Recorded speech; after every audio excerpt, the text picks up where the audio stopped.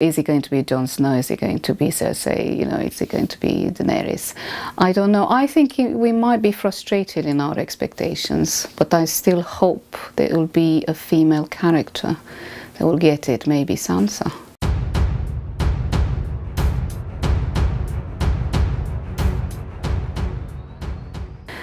I think what attracted me to it in the first place was its popularity. It's not a book I read, it's a book I heard about, and then my students told me about it, and there's the hype, and then the TV series as well.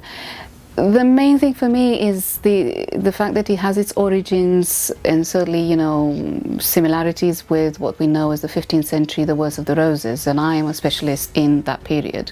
So everything to do with the Shakespearean interpretation of the Wars of the Roses between Lancaster and York, and also the propaganda that is cultivated in that period, in the original 15th century, then exploited by Shakespeare, and now in Game of Thrones.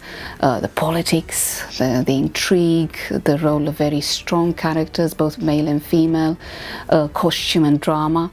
It is something to do with how you can extract that from all the stories and then yet sell them to a modern audience in a different way, because certainly Game of Thrones is not the Wars of the Roses, it's something else. I think it would be wrong to think it's only a medieval past that's presented. The costumes tend to present it that way. The relationships between rulers and their subjects, the relationships between rulers and religion, for example.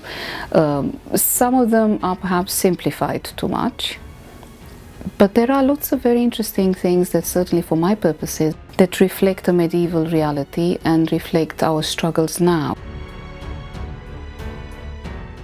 I've been hoping that there'll be a turn towards the female characters even more, and I think we won't be disappointed.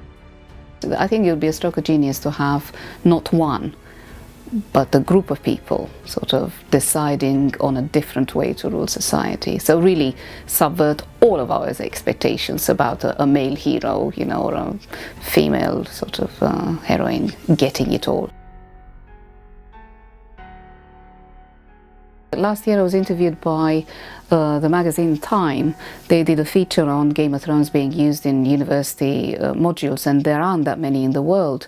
They were saying that there are some corners where students might be only studying Game of Thrones as one module, but and enjoy it. However, I discovered that students like to see the origins of modern productions. It is much more enjoyable and also enriching to see how literary motifs, how literary techniques, how certain critical perspectives have been analysed, have been transformed, adapted across time, and how they reach our modern period and how they can influence our lives in indirect ways, because through the medium of film, as well as, you know, the media that we consume every day, we engage with the past, but through a different lens. So feedback has been overwhelmingly positive from students studying this module, yes.